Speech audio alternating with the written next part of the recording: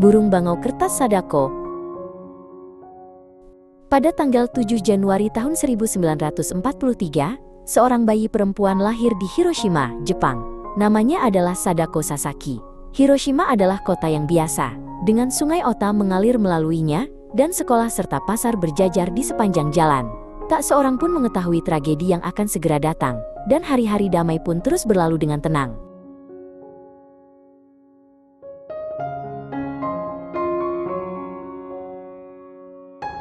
Pada pukul 8.15 pagi tanggal 6 Agustus tahun 1945, sebuah bom atom meledak di atas Hiroshima. Sadako yang saat itu berusia 2 tahun, berada di rumahnya sekitar 1,6 km dari pusat ledakan. Dalam sekejap, kilatan cahaya yang menyilaukan dan gelombang kejut yang dahsyat menyapu seluruh kota. Hiroshima berubah menjadi puing-puing dalam satu momen, dan tak terhitung banyaknya nyawa yang hilang.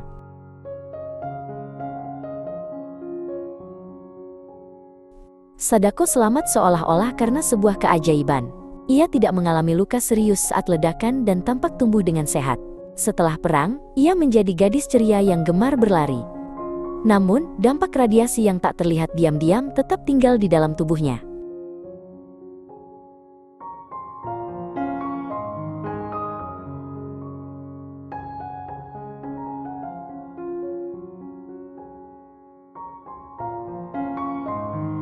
Setelah perang berakhir, Hiroshima perlahan mulai dibangun kembali.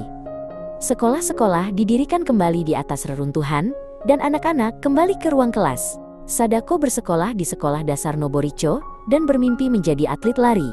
Ia menunjukkan bakat besar dalam berlari dan bertanding sebagai wakil sekolahnya.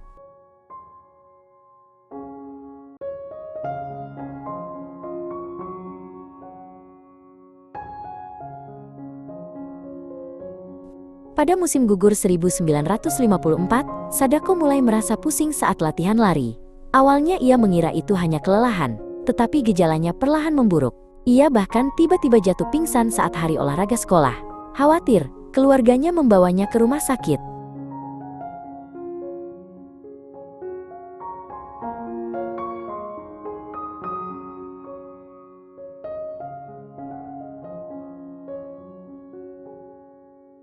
Pada Februari tahun 1955, Sadako didiagnosis menderita leukemia di Rumah Sakit Palang Merah Hiroshima.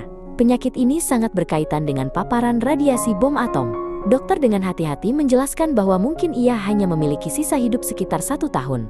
Pada usia 11 tahun, Sadako dirawat di rumah sakit dan memulai perjuangan panjang melawan penyakit.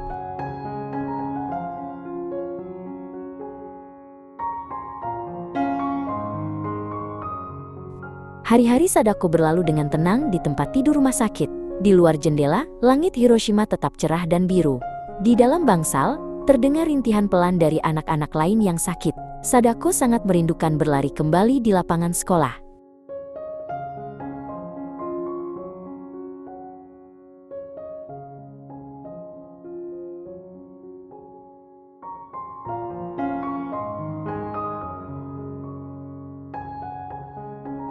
Pada Agustus tahun 1955, teman rumah sakitnya, Chizuko, menceritakan sebuah legenda tentang burung bangau kertas. Itu adalah kisah lama dari Jepang yang mengatakan bahwa melipat 1000 burung bangau dapat mengabulkan sebuah harapan. Sadako tidak menganggap cerita itu sebagai sekadar legenda. Burung bangau kertas menjadi harapannya untuk hidup kembali.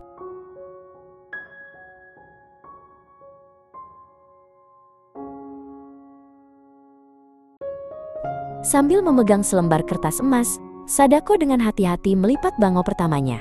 Ketika kertas berwarna habis, ia menggunakan pembungkus obat, kertas hadiah, bahkan kantong obat. Dengan setiap bangau yang ia lipat, ia membayangkan hari ketika ia akan sehat dan berlari lagi. Bangau-bangau kecil mulai berjajar di ambang jendela rumah sakit, satu persatu.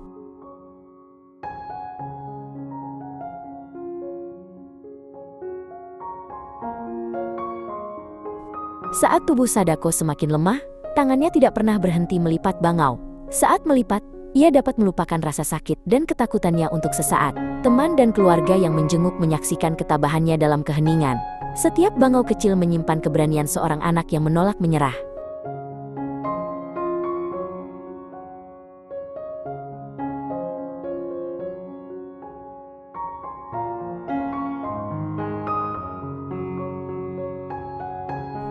Saat musim panas dan musim gugur 1955 berlalu, kondisi Sadako memburuk dengan cepat. Bahkan makan pun menjadi sulit dan kekuatannya tampak semakin memudar.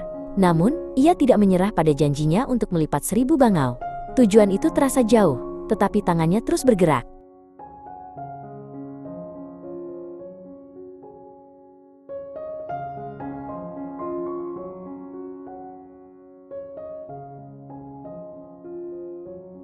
Harapan Sadako perlahan meluas melampaui dirinya sendiri.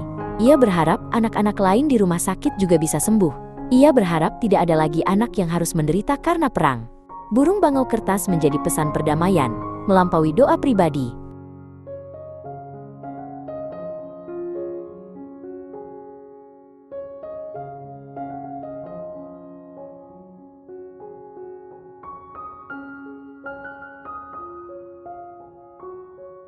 Pada pagi hari tanggal 25 Oktober tahun 1955, Sadako meninggal dunia pada usia 12 tahun. Dikelilingi oleh keluarganya, ia menutup mata dengan tenang di tempat tidur rumah sakit. Catatan berbeda mengenai jumlah bangau yang ia lipat, dengan angka seperti 644 dan 1000. Namun, yang lebih penting dari jumlah itu adalah hati damai yang ia tinggalkan.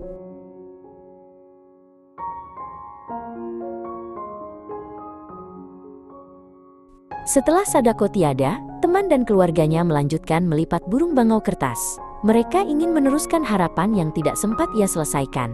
Burung bangau kertas tidak lagi tinggal hanya di dalam kamar rumah sakit. Mereka menyebar ke seluruh dunia bersama kisah Sadako.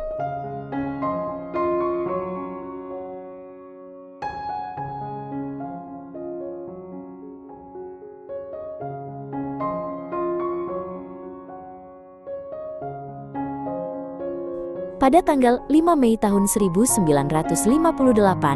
Monumen Perdamaian Anak-anak dibangun di Taman Peringatan Perdamaian Hiroshima. Monumen ini dibuat untuk mengenang semua anak, termasuk Sadako, yang meninggal akibat bom atom. Di puncak monumen berdiri patung seorang gadis yang memegang burung bangau kertas. Hingga hari ini, tak terhitung banyaknya burung bangau kertas dikirim ke tempat ini dari seluruh dunia.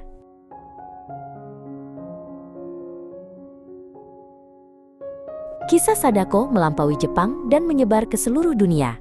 Kehidupannya diceritakan di sekolah, perpustakaan, dan program pendidikan perdamaian. Burung bangau kertas menjadi simbol perdamaian dan harapan anti perang. Kisah seorang gadis yang dimulai di Hiroshima menjadi pesan bagi seluruh umat manusia.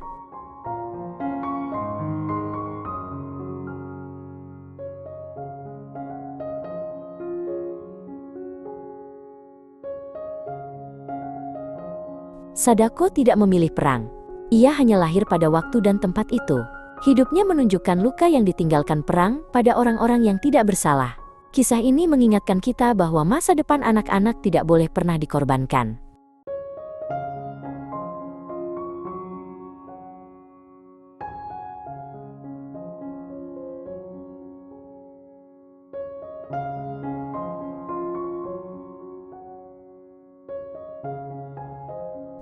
Hingga hari ini, orang-orang di seluruh dunia melipat burung bangau kertas demi harapan akan perdamaian. Setiap bangau membawa nama Sadako dan kenangan tentang Hiroshima. Burung bangau kertas adalah janji untuk mengingat masa lalu sambil hidup di masa kini. Mereka adalah ikrar yang sunyi, namun jelas menuju dunia tanpa perang.